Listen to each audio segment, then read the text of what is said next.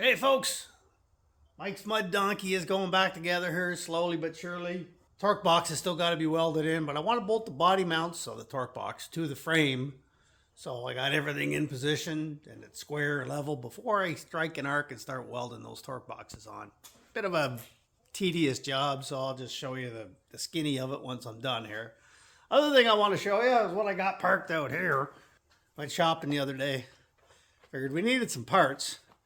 So we bought another one. No, it's not a Rubicon.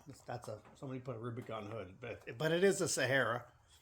2000 Sahara 4-liter, 5-speed, stock, basically. So we got the typical Jeep fender holes, which is bizarre to me why they rot out so bad. Both sides shot. Somebody tried to pull something with the grill, so they hooked onto here and yanked and bent the grill up instead of using the hooks that are right here. Don't quite get that. But I mean, she's really straight on the sides here. Like, there's not a mark on this. Even the corners aren't busted up.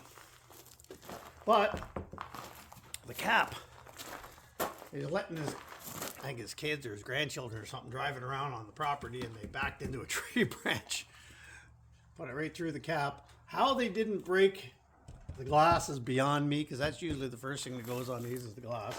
But we picked up one yesterday for $100 with no back glass in it. So I'm going to take this glass, put it in there, and stuff this on there.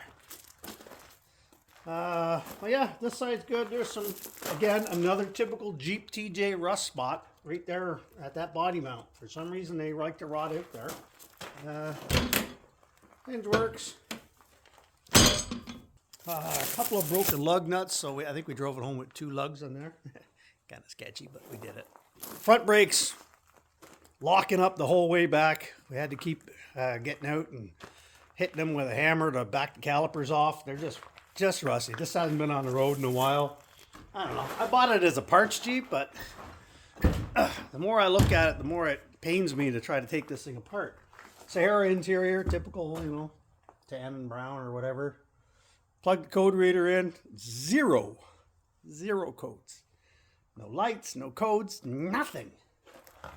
Which is, when I drove it, I was like, this is too nice to take apart. Just over 200,000 kilometers, so 120,000 miles? It's not a lot of miles for a 25-year-old Jeep. And yeah, the wiring on this actually works, so you have to do the clutch safety switch, which drives me nuts. I have more fun playing with the radio than anything. It's got a cam mode in it. It runs beautifully. Too nice to take apart.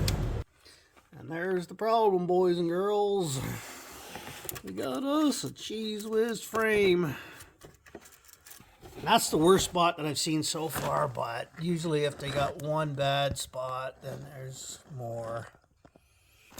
Haven't had it up on the lift or anything yet, but you can see there, that one's starting to go to, same spot, opposite side, crack. And I don't know. Like I said, I haven't had it up on the lift yet, but it's really not in bad shape for its age. Like I said, it's a 2000, man. That's 24 years old right now. Well, who might get into 2025s are probably out for sale now, so it's 25 years old. If it ran badly, I'd probably go, yeah, just rip it apart for parts. But there is some small holes in the floors, nothing compared to like what Mike's Jeep was, so I think we're gonna pick up another one, and between 3 Jeeps, we'll be able to get 2 decent runners out of them.